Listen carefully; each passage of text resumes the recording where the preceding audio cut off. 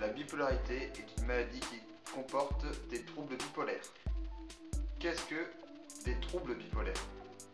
Un trouble bipolaire est un trouble grave qui joue sur l'humeur et qui se caractérise par l'alternance de deux phases, la phase maniaque et la phase dépressive.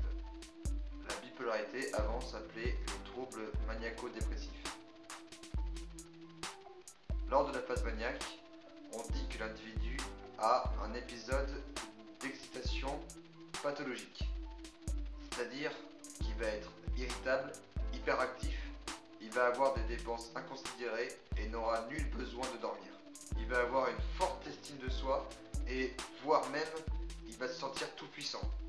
La phase dépressive est l'alter ego de la phase maniaque. Il ne voudra rien faire et son humeur sera maussade. Et le plus grave, c'est que si la personne a une mélancolie. En général, la personne en phase maniaque aura un grand besoin de parler, d'exposer ses idées et il voudra faire plusieurs choses à la fois. On verra une grosse diminution de son besoin de sommeil, c'est-à-dire qu'il n'aura besoin que de 3 ou 4 heures pour être en forme. Cet épisode dure au moins une semaine et restera constant au cours de toutes les journées de cette période-là. En général, une personne en phase de dépression aura perdu tout intérêt pour toute activité quotidienne. On y retrouvera un ralentissement psychomoteur, une fatigue importante et éventuellement une culpabilité. On y retrouvera aussi une forte diminution de la capacité de concentration. Et enfin, il y aura des tentatives de suicide entre 20 et 50% des cas. Chez 3/4 des personnes bipolaires, on y retrouvera des troubles de l'anxiété et une dépendance à certaines substances. La bipolarité est l'une des maladies psychiatriques les plus fréquentes. Elle touche 1 à 2,5% de la population. C'est une maladie qui apparaît régulièrement chez les personnes de moins de 25 ans et qui devient récurrente. Dans 90% des cas, un premier épisode est suivi de plusieurs troubles de l'humeur. En France, les diagnostics sont très longs car il faut en moyenne 4 à 5 médecins plus 10 à 11 ans de diagnostic pour que l'on puisse définir que la personne est bipolaire. Quelle évolution y a-t-il pour les troubles bipolaires? Ces troubles sont caractérisés par des rechutes fréquentes, même sous traitement médicamenteux.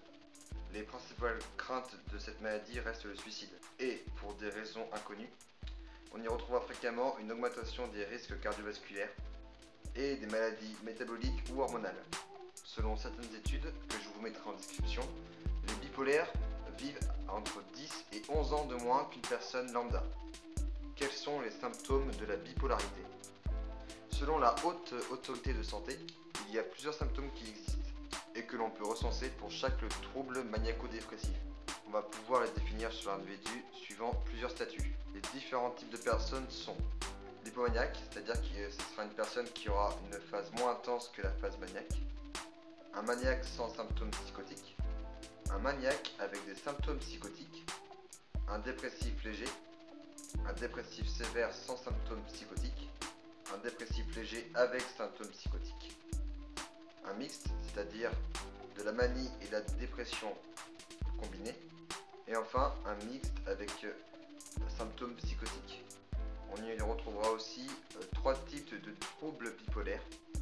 Les troubles de type 1, on y retrouvera au moins un épisode de trouble mixte ou maniaque. Les troubles de type 2, où l'on aura un ou plusieurs épisodes dépressifs majeurs et au moins un épisode d'hypomaniaque. Et enfin, les troubles non spécifiés. Maintenant, parlons des traitements que l'on peut apporter. Déjà, il faut savoir que les traitements ont un double objectif: atténuer les symptômes des différents épisodes et prévenir les rechutes. La prise en charge de la personne doit être faite par une équipe pluridisciplinaire composée de un médecin, un psychiatre, un psychologue et de la famille aussi et ou l'entourage proche. On préconisera l'hospitalisation si la personne a des tentatives de suicide ou bien si elle est un danger pour la famille. Un soutien psychologique sera recommandé en complément des médicaments. On aura des thérapies cognitives, comportementales ou de groupe. Ces types d'interventions sont bénéfiques et servent à stabiliser les humeurs du patient ou pour traiter les épisodes de dépression aiguë. La thérapie cognitive est basée sur l'élimination des comportements ou ou des pensées négatives. Enfin, qui peut être touché par les troubles bipolaires? On va y retrouver plusieurs points de vue. Un point de vue biologique, car on sait qu'il peut y avoir des anomalies des neurotransmetteurs, ou tout simplement de la connexion entre les neurones du cerveau. Ainsi, les épisodes de manie seront associés à un taux important en noradrénaline, qui est tout simplement l'adrénaline du cerveau. On y retrouvera aussi un point de vue génétique, car bien sûr, il y a un grand risque si quelqu'un dans votre famille a déjà des troubles bipolaires. Voilà, cet épisode est maintenant terminé. Si vous avez d'autres sujets que vous vouliez que j'aborde, n'hésitez pas à le dire en commentaire. Sinon, si vous avez apprécié cette vidéo, laissez un pouce bleu et abonnez-vous, ça fait pas de mal. Allez, au revoir YouTube.